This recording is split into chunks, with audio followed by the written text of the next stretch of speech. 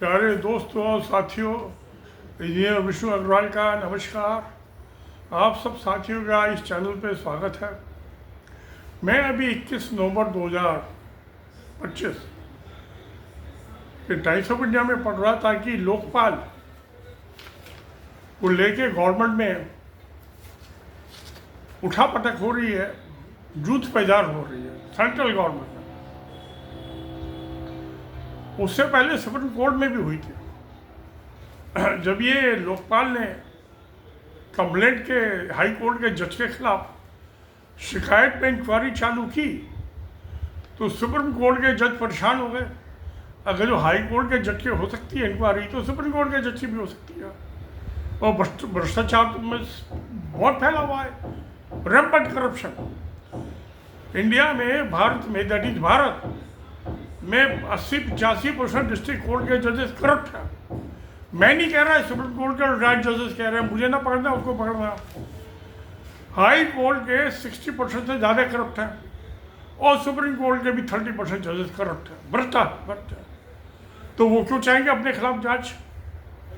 अब इसमें prime minister से लगा के और सारे मंत्री, MLA, MP सबकी इंक्वायरी हो सकती है चीफ मिनिस्टर।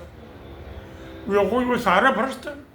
ये जितने इलेक्शन बाज हैं भ्रष्टाचार के पैसे से इलेक्शन लड़ते हैं, चुनाव लड़ते हैं और जीत के भी हारते हैं। हारने वाला भी खर्चा करता है, वो भी ब्लैक मनी से करता है और जीतने वाला भी करता है। तो प्यारे दोस्तों, ये झूठ पैदार तो होनी निश्चित थी।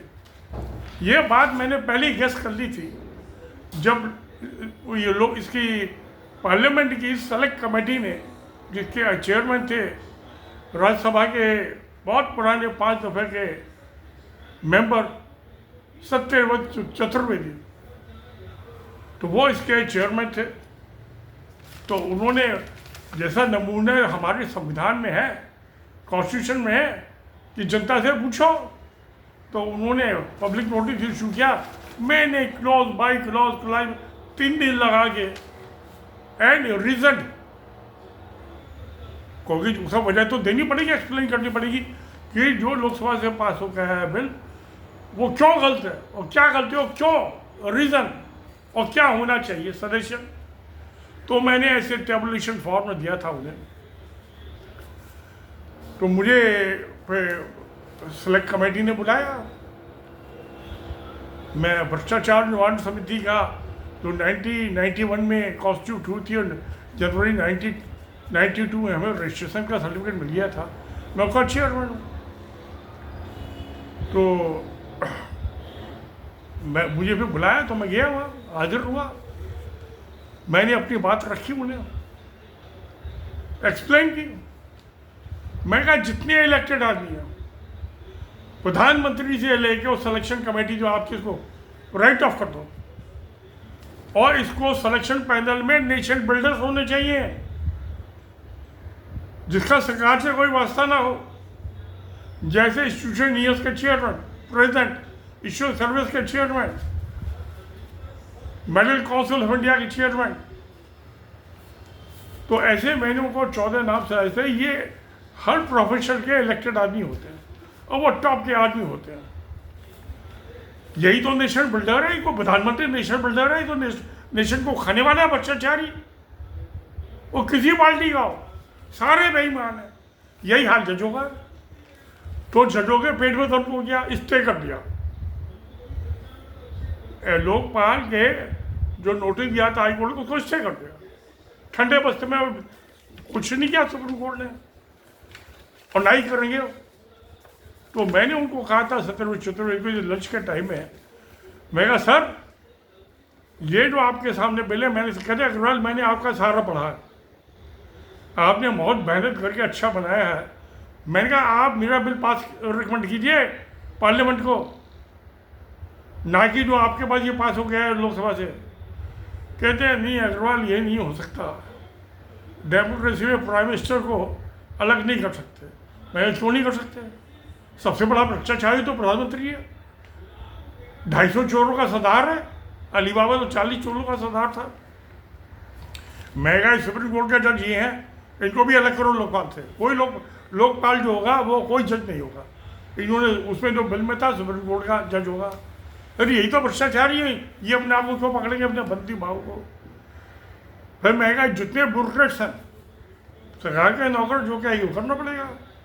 इन तो जजेस को, ब्यूरोक्रेट्स को और इलेक्टेड आदमी को सबको जहन्नुम भेज दो। जहन्नुम मत भेजो, से लोकपाल से न कर दो। और जो ये नेशन बिल्डर्स हैं, जैसे डॉक्टर्स हैं, इंजीनियर्स हैं, और ऐसे भी और बहुत से आदमी हैं, तो ये सिलेक्शन करेंगे, पब्लिक से एप्लीकेशन मंगाएंगे रिटायरमेंट देके, और वो उसमें सेलेक्ट करके, और उसका सरकार का कोई लेना देना नहीं है। प्रेसिडेंट ऑफ इंडिया, राष्ट्रपति उसको अपॉइंट करेंगे, और उसके हर 3 महीने में जो ये सिलेक्शन पैनल है ये रिव्यू करेगा उसका परफॉर्मेंस। नहीं ठीक काम करता तो निकाल के बाहर करता हूँ, फिर दूसरा बना दो। तो मैंने ये सब बातें लिखी थी, मैंने एक्सप्लेन की। वहाँ पे मीटिंग में 30 MP थे, तो उन्होंने सुनी बात, किसी ने कोई जवाब तो दिया ही नहीं। जवाब तो वो, मैं तो खाना वाना खा के अपना कार में अपना चाय हुआ आ गया घर लौट के। तो मेरे साथ एक अच्छी रानी थे, हरिचंद रानी, मेरे दोस्त थे। जब मैं प्रेसिडेंट था इंजीनियर्स एसोसिएशन का, तो जनरल सेक्रेटरी थे, वो भी गए थे मेरे साथ। तो मैंने जो उसमें कहा था कि लोकपाल है और वो इंडिपेंडेंट होना चाहिए, आज़ाद, सेल्फ फाइनेंस होना चाहिए। सरकार से के टुकड़ों पर पलेगा तो आज़ाद कैसे हो जाएगा? उसको कोई तनख्वाह नहीं मिलेगी, वॉलंटरी काम करेगा, तो वो इंडिपेंडेंट होगा। उसको ये जो सिलेक्शन पैनल होगा, नेशन बिल्डर्स होंगे उसमें। सेल्फ फाइनेंस के लिए जो भ्रष्टाचारी होगा उसकी सारी जायदाद जब्त करके, वो पैसे का लालच भी तो भ्रष्टाचार किया उसने, तो जो उसकी एबनॉर्मल ग्रीड है वो सब उसकी जब्त करके ऑक्शन कर दो। और वो पैसा जो है लोकपाल का जो कॉर्पस फंड होगा, लोकायुक्त होगा, उसमें से वो उनको वो जो है वो तनख्वाह नहीं मिलेगी, सैलरी अप्लाई नहीं होंगे, वेतन भोगी कर्मचारी नहीं होंगे, नौकर नहीं होंगे, वो आज़ाद होंगे। तो एक तो वो इंडिपेंडेंट होना चाहिए सरकार से अलग, और दूसरा सेल्फ फाइनेंस होना चाहिए, अपने पैसे अपने को। नंबर 3 मैंने उसमें कहा था कि ये नेशन बिल्डर्स को मैंने बता दिया आपको, कोई सैलरी अप्लाई किसी को नहीं मिलेगी, कोई भी गवर्नमेंट का अप्लाई उसके अंदर दखलंदाजी नहीं का, उसको अपॉइंट भी नहीं करेंगे। ये नहीं डेपुटेशन से आ गए, गवर्नमेंट से IAS आ गया, सेक्रेटरी आ गया, अरे यही तो बेईमान है। तो इन्वेस्टिगेशन के लिए कंप्लेंट का जो मसला होगा, उस कंप्लेंट की इंक्वायरी कौन करेगा? आप देखिए कि किसी बिल्डर के खिलाफ कंप्लेंट है, या किसी हाउसिंग डेवलपमेंट या मिनिस्ट्री के खिलाफ ऑफिसर है, तो उसको सिविल इंजीनियर्स इंक्वायरी करेंगे उसमें, और वो भी उनका पैदल होगा इन्वेस्टिगेटर का। सरकार का ना CBI, ना पुलिस, ना एंटी करप्शन, ना इन्फोर्समेंट डायरेक्टर, ना इनकम टैक्स, कोई मतलब इन्हीं की तो इंक्वायरी करनी है बेईमानों की। तो जो इंडिपेंडेंट वॉलंटियर्स हो गए पब्लिक फील्ड से, अगर जो कोई इंजीनियरिंग मैटर की आए तो इंजीनियर कर लो, इलेक्ट्रिकल इंजीनियर तो इलेक्ट्रिकल इंजीनियर को कर लो, तो पैदल होंगे। अगर जो फाइनेंशियल मैटर है तो चार्टर्ड अकाउंटेंट को ले लो, कॉस्ट अकाउंटेंट को ले लीजिए, कंपनी के मामले में तो कंपनी सेक्रेटरी को ले लो। तीनों इंस्टीट्यूशन है, चार्टर्ड अकाउंटेंट, कॉस्ट अकाउंटेंट और कंपनी सेक्रेटरी, उनके प्रेसिडेंट हैं, वो भी सिलेक्शन पैनल में होंगे। वो नाम देंगे भाई किसको अपॉइंट कर दे, उसको इन्वेस्टिगेशन, जो इन्वेस्टिगेशन को तनख्वाह नहीं मिलेगी, और जितना मामला साबित होगा उसके खिलाफ, और जो उसका नीलाम की जाएगी प्रॉपर्टी, और उसके बीबी बच्चे नीलाम नहीं करने उसके, सिर्फ एसेट्स एक्वायर कर, चाहे बैंक में पैसा उसका, शेयर होल्डर उनका, डिवेंचर हो, वो सब जब्त कर दो, जमीन जायदाद जब्त कर दो, और वो उस पैसे से आप लोकपाल अपना काम चलाएगा, और लोकायुक्त भी काम चलाए। स्टेट में लोकायुक्त है, और ये जो CBI इनका कोई लेना देना, यही तो भ्रष्टाचार ही है। चोर का चोर मुसेर है भाई। तो मैंने प्यारे दोस्तों से बात की थी, मगर उन्होंने भी बात सुनी तो थी, कोई नहीं बोला। लंच टाइम में अच्छा खाना था, बड़ा कैंडल 5 स्टार होटल वाला था, उनका बैंकेट हॉल होता जिसमें खाना था। पहले एक दफ़ा वो प्राइवेट यूनिवर्सिटी बिल में गया था, रेलवे की कैंटीन से थकला चाय मंगा दी ठंडी, और टूटे फूटे कप काले हो रहे, और एक गुलाब जामुन थी, और एक समोसा, दोनों ठंडे थे, मज़ा ही नहीं आया। यहाँ तो गर्मा गर्म खाना था लंच, वेज नॉन वेज बहुत बढ़िया खाना था, अपने आप लो जितना जिसको खाना खाओ। तो अब तो यानी कि आनंद आने लगा। अब मैं दिल्ली में होऊंगा तो जाऊंगा करूँगा। तो जनता से मांगी तो सलाह दे दी, जनता का हक है। और उनका मेरी बात मैं जो मैंने कहा था उनको चतुर्वेदी को, चेयरमैन साहब को, मैं कहा सर ये आप भ्रष्टाचार का एक और नया डिपार्टमेंट खोल रहे हो, आप मेरी बात समझ लो, इससे करप्शन ख़त्म नहीं होगा, इससे करप्शन बढ़ेगा। मैं कहा जब उनको एग्जाम्पल दी मैं कहा जब ये सेंट्रल पोल्यूशन कंट्रोल बना था और ये उसके बाद स्टेट में पोल्यूशन कंट्रोल बने थे, तो मैंने सोचा था कि मैं तो सारी जिंदगी 88 से करप्शन के मामले लड़ रहा हूँ, युद्ध लड़ रहा हूँ 1988 से। तो मैंने कहा ये इससे हमने सोचा करप्शन, इसमें पोल्यूशन पर पाबंदी आई, मगर पोल्यूशन बढ़ गया। आज दिल्ली में जाना रहना मुश्किल हो गया। वो कह रहे मर जाऊँगा दिल्ली में, मैं कहा इतने आदमी नहीं, मैं अपने इतने साल रहा हूँ दिल्ली में, नहीं मर रहा, अब क्या मरूंगा, मर जाऊँगा तो मर जाऊँगा, 82 साल का तो हो गया, और कितना जीऊँगा मैं।